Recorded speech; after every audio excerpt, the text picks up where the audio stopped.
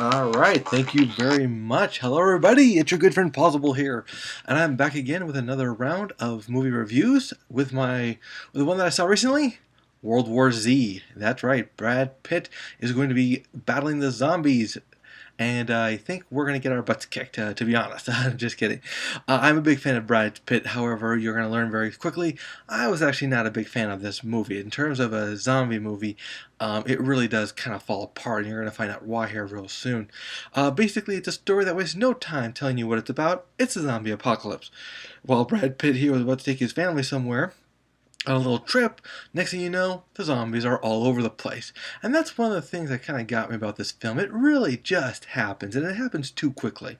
No real explanations, no real setup, and it's just so predictable that it was hard to really enjoy. I found the movie very boring. That was my main complaint about this movie. I found it boring. Sorry, Brad Pitt. Anyway, yeah, the zombies are just there. They just start attacking everybody. And so now it's his job to get his family to safety. That's Act 1. And the next thing you know, he's called on to investigate the apocalypse and find out why it's happening. And it's so funny, whenever you have these diseases, how do you always solve it? You always go for patient zero. That's their main course of action. Find patient zero, get the antitoxins, and save the world. That's the idea.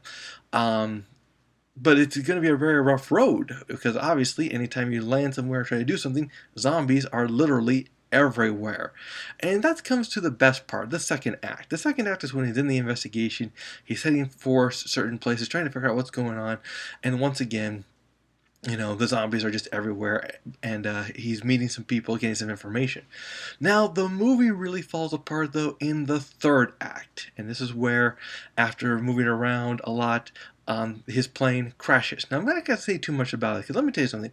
The third act is where it went apart before. If ever you see this movie, and I don't really recommend it personally, you're going to find that there's a lot of information missing in this movie. World War Z, for me, was just one giant plot hole, because they just don't describe anything. Zombies are attacking us, and that's about all they have to say about that. Brad Pitt does figure out a little bit of helpful thing, and I will say this, the ending that they have for World War Z now is a lot better than the ending that they developed for World War Z the first time around. How they even filmed that, I'll never know. But but once you watch the movie, if you do see it, I do suggest reading the movie about what the first ending was supposed to be. It's very different, very interesting. That said, I have to admit, my family, they loved it. But then again, they're not zombie people. This is the first and probably the only zombie movie they'll ever see in their entire lives. So they gave it a see it. For me, I left feeling kind of bored and disappointed, but then again, I've seen more zombie movies, and I expected a lot better from Brad Pitt, so I'm giving it a pass. What can I really recommend for World War Z? Well, let's be honest, people. We got to give it a decide. That's the ultimate thing.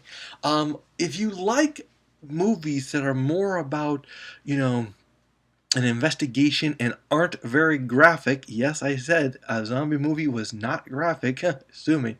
Yeah, I know. I can't believe I said that myself. Then you might want to see this. However, if you're a big fan of zombie movies and like, the whole, monsters against man type of thing, then you might be disappointed, to be honest. That said, you'll have to decide for yourself whether or not this movie is worthy or not for you. Until then, guys, I hope to have more reviews for you soon. I'll see you at the theaters.